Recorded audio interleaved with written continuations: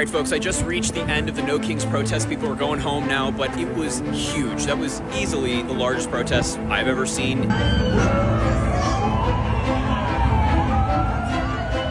So we came out tonight just because housewives are angry too.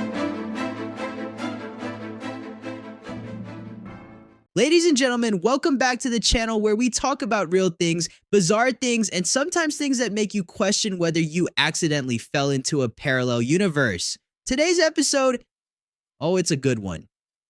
Americans have taken to the streets, signs in hand, voices loud, energy through the roof, to protest something truly terrifying, something that shakes the very foundation of democracy, something that keeps people up at night. They are out there fighting against a king.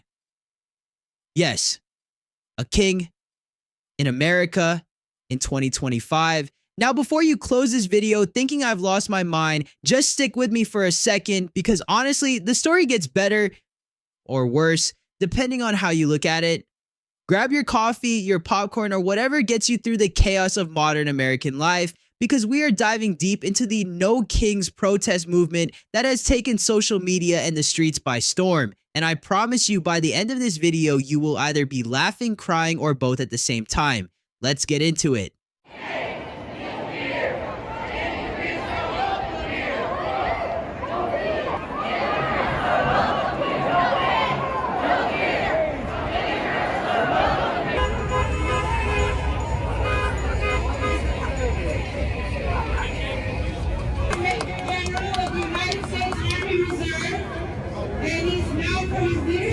Military readiness and his advocates for veterans, education, and welfare. Major General Dennis Lage.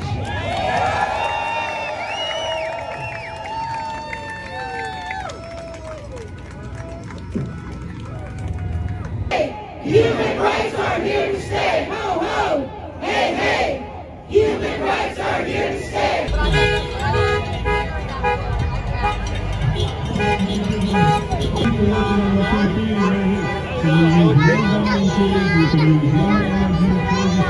Protest to power, organize. Protest to power,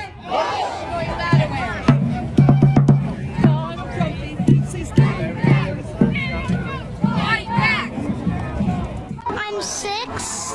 My name is Leo. My sign is about that was supposed to be like talking really loud, like my mega, like right here.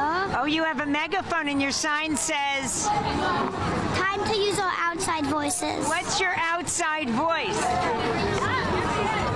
Shouting. Like shouting. Very loud? Yeah.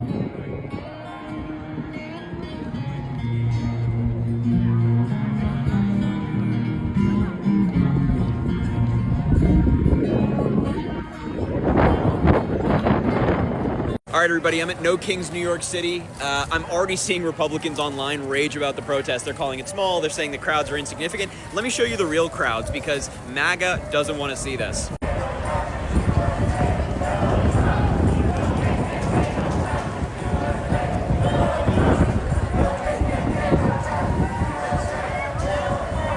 It is huge in New York City, easily the biggest protest I've been to. The No Kings protests keep getting bigger and bigger every single time, and it's amazing. There are so many people from so many different backgrounds, races, nationalities. It is wonderful, and it's great to be out here. I've met so many people already, and it's huge. So don't listen to what MAGA says on social media. Just show them this. Just show them that. Let us set the full picture here because context is everything. In the period leading up to these protests, everyday American life was already on fire. Gas prices were record-breaking, groceries were hitting numbers that felt like science fiction, rent had gone completely off the rails, people were stretched, stressed, and quietly suffering. And then, Donald Trump started making moves that a lot of Americans felt crossed a very serious line. Between executive orders flying out of the White House at lightning speed, Elon Musk being handed what critics called an almost unaccountable level of government access through Doge, and figures like J.D. Vance making statements that had people genuinely questioning the direction of American democracy, someone said the word king. And it was like someone hit a giant red button labeled Activate America. Shoes got laced up. signs got printed, streets got filled, and the rest is very loud, very photogenic history. No Kings protests. We're going to try to make another point. We're going to do this again because last time it was so successful. Donald Trump got that message. Ah, that's cute. You're using the two things that you know how to use to try to make a point: ridicule and a lack of understanding. And granted, No King's Day uses nonviolent protest, which is very different from what your friends used on January 2021. But let me see if I can use words that are simple enough even for you so that you can understand why No King's Day protests are actually working. Number one, large-scale protests are used to change what feels normal. Do you know what this is? This is one of the civil rights marches from the 1960s. And granted, this is not where the 1964 Civil Rights Act was written, but this march on this day is what also contributed to Congress crystallizing those rights. Large protests like No King's Day also create political pressure and drive media attention. You see more of a photo guy than a read the words guy, so this is another photo for you. It's one of the October 1967 protests which contributed to end the Vietnam War. And the most interesting thing is that even back in 1967, there were people who said things similar to your video. This kids with long hair marching, they should get a job. You see, my bride-looking friend, protests energize. They create momentum. They're not designed to change things immediately, and you can see it by the fact that No King's protests have become progressively larger, more covered, even international. We're not expecting Trump to change his mind. Kings never do. We're expecting enough people around Trump to come around, and that is how we will affect change. That is how we'll uphold and restore the democracy. Just remember, from the 1776 revolts to the suffragettes to civil rights marches, there's always been a version of you. And that version of you has always been remembered in history books as the weak, bootlicking, un-American, feeble helper of the usurpers. And so I'm taking this screenshot and your username to use in history books. Protest right here in Atlanta. It's happening nationwide. No Kings. What does No Kings protest mean? You know, I think it means that the Dow is over 50,000. So that's what we should be paying attention to right now, okay? But really, we're sick and tired of this administration and all the wrongs that they're doing. It makes us sick. Most American people feel the same way. We need to take to the streets and do something about it. We're out here making fun of these insane people that currently have power in the White House because you have to clown fascists. They hate it. It hurts their ego, and it gets people going. Yeah, so a lot of people are gathered here today to say no kings, no imperialism, no fascism. We're rejecting Trump. We're rejecting the system. We're rejecting what's going on, and we believe that the American people deserve better. The people in Georgia are angry. We're angry that ICE is getting $50,000 signing bonuses while our TSA workers go unpaid. We're angry that all these services that we really need, that are necessary, are not being funded. We're just angry because the system right now isn't working for us, and the people are fired up. Here with Jason Estevez, you're running for governor. What would you do different to reach the demands of the people that they actually like out here today? Yeah, well, the first thing I'm going to do is not stay silent or cheerlead to what Donald Trump is doing. We got to be fighting him. He's a bully. And just like you would in the playground or on the streets, you got to punch bullies back. So I would be suing the hell out of the Trump administration, making sure that we bring as many resources from the federal level to the state of Georgia. I would stop ICE from locking up people who look black and brown, which is essentially what they're doing here in Georgia. And I would make sure that we pass legislation to protect our families. At the end of the day, what the Trump administration is doing is terrorizing our communities, making sure that we live with fear and hopelessness, when at the end of the day, all people are trying to do is work, get some money, and enjoy their lives. And he's making it very difficult for us to do that. Streets! Our streets! Whose city? Our city! Whose city? Our city! Who's right? All right! Who's right? I'll tell you all about it. You won't hear about it. All right, folks, I just reached the end of the No Kings protest. People are going home now, but it was huge. That was easily the largest protest I've ever seen. It is going to be, around the country, the largest protest in American history, and I can confirm there have been 3,300 No Kings events, not only in the United States, but around the world. This was huge. I mean, people are still protesting. It doesn't even speak to the amount of people that were here behind me, but it was huge. So many people out there who are passionate and caring and want to be part of this and care about making people's lives better. And what I can guarantee you is that Donald Trump, looking at these numbers, looking at all the people who turned out all over the country, he's pissed off. I mean, we know Donald Trump. He hates dissent. He hates protest. He's not happy about this. MAGA's not happy about this. They're coping online already. But it was a good day for America, a good day for democracy, and a terrible day for Donald Trump.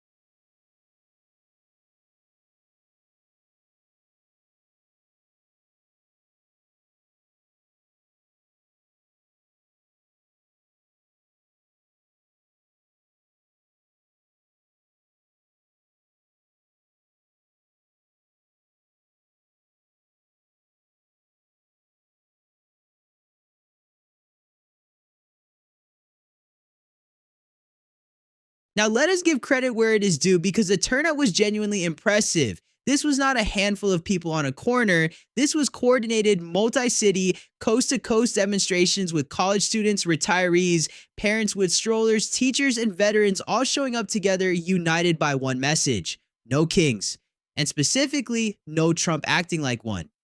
The signs were creative, to put it mildly. Some referenced Trump directly, some took aim at Elon Musk and his growing influence over government operations. Others called out Congress for what protesters described as spineless silence in the face of executive overreach. The energy was electric and it trended globally for days. But here's the part I keep coming back to. Many of these same people are living paycheck to paycheck. Taking a day off in this economy is a real sacrifice. And yet people showed up anyway, which tells you the passion is completely real. All right? Reality check time. While these protests were filling the streets over Trump's perceived power grab, let us talk about what was also happening in America that somehow did not produce the same energy. Gas hitting record highs under policies both Trump and Biden-era decisions contributed to mostly grumbling online. Healthcare debt bankrupting families. Some strongly worded tweets. Elon Musk's net worth growing by billions while Doge allegedly cut programs helping low-income Americans. A few viral posts. J.D. Vance making comments that directly insulted working-class voters who actually elected them, mostly memes. Trump's tariff policies making everyday imported goods more expensive for the very people cheering him on. Almost complete silence from his critics in the streets, surprisingly. But the moment someone floats the idea of Trump having too much power, full mobilization. And look, the concern about executive overreach is completely legitimate and historically important. I am just saying it is fascinating how the outrage turns on and off depending on who frames the conversation and how they frame it. Now let us get serious because there is a real criticism here worth making about both sides of this whole situation. On one side, you have Trump and his allies genuinely pushing the boundaries of executive power in ways that serious constitutional scholars, not just liberal commentators, have flagged as deeply concerning. That is real. That deserves attention and pushback. On the other side, you have a protest movement that is overwhelmingly focused on Trump as a personality rather than on the specific policies doing daily damage to working Americans. And here's the uncomfortable truth. The Democratic establishment that many of these protesters are aligned with had years to fix healthcare, housing, and wages and largely did not deliver either. So while people are in the streets yelling about Trump being a king, the bipartisan system that made people desperate enough to vote for Trump in the first place is still completely intact and completely unchallenged. Real change requires specific demands aimed at specific policies, not just specific people. So we came out tonight just because I think that people forget that there's a lot of just housewives. We're kind of left out of that equation, but housewives are angry too. We want to raise our children in a country where there's equality. We want our daughters to have rights. We don't want them to be raised with racism and bigotry around them. And so we want to represent who we are, even though I think we're very unrepresented in this movement. I would like our local leaders to start standing up to Donald Trump. I think that they're scared. They're often hiding in the shadows and just trying to ride this out. And the truth is we need to fight back. And we need them to be there representing our beliefs and what the Democratic Party stands for.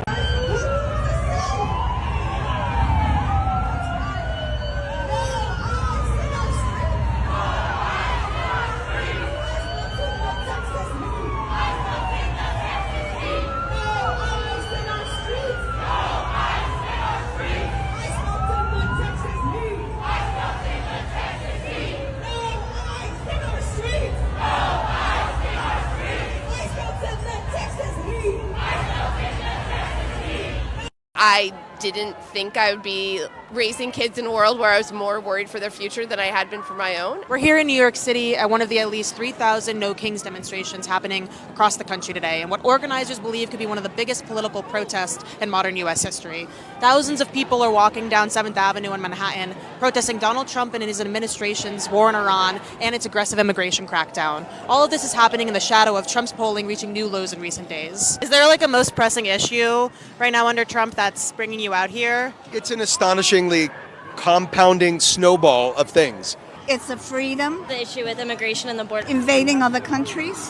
What right does he have to go to Cuba? Our transgender brothers and sisters are being attacked. Voting because they're trying to take away our right to vote with the SAVE Act. Would you say the war in Iran is your kind of most pressing issue right now? Yes, absolutely. All the wars that I've been in 2, we planned it a little better. I lost my job because of Trump. I'm an immigrant. I love my country. See, I'm getting teary now. They're building detention centers that scare the crap out of me. I wake up sick every morning. Is this your first time at a No Kings protest, or have you been one before? First time. What changed that made this be the first time? It seems to be getting worse by the day, so I said, well, I have to go out and protest. Being here and seeing the majority of people of an older generation, I think really fuels me as well, just trying to represent our age group, and we need to be out here. We have to do what we can to protect journalists because you're the only people that we can trust right now. The thing that worries me the most is becoming numb and complacent. Here's where we land. America is not short on passion, and these protests prove it. The anger at Trump, at Musk, at a government that feels increasingly disconnected from ordinary people, that anger is understandable and in many cases completely justified. But the real question is what happens when that same crowd shows up with that same intensity for gas prices, healthcare, wages, and housing, regardless of which party is responsible? What happens when Americans stop asking, is Trump a king, and start asking, why can I not afford to live, and demand real answers from everyone in power? That is the day things actually change. Stay sharp, stay focused. Share this video if it made you think, and I will see you in the next one. If you are new here, welcome to the family. Hit that subscribe button right now because we are just getting started, and trust me, you do not want to miss what is coming next. New videos dropping regularly, so turn on that notification bell and stay locked in.